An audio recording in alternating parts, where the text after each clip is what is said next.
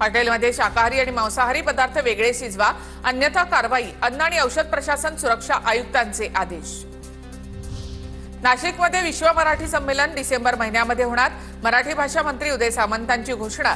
26 ते 28 डिसेंबरच्या दरम्यान विश्व मराठी संमेलनाचं आयोजन. काल उदय सामंतांच्या उपस्थितीमध्ये बैठक. नांदेड ते फिरोजपूर नवीन साप्ताहिक एक्सप्रेस सुरू होणार. रेल्वेचा नांदेड विभागातील रेल्वे प्रवाशांना फायदा होणार. या रेल्वेमुळे इतर गाड्यांवरचा ताणही कमी होणार. छत्रपती संभाजीनगरमध्ये डाळींच्या दरामध्ये घट. तूर, मूग, हरभरा आदी डाळींची मागणी घटली आणि त्यामुळे 10 ते 15 रुपयांनी दर घसरले. पावसाळी वातावरणामुळे डाळींची खरेदी मंदावली. देहरादूनमध्ये आयएमएची passing out parade. Indian military अकॅडमीच्या 2025 स्प्रिंग टर्मची पासिंग आउट परेड पार पडली आहे.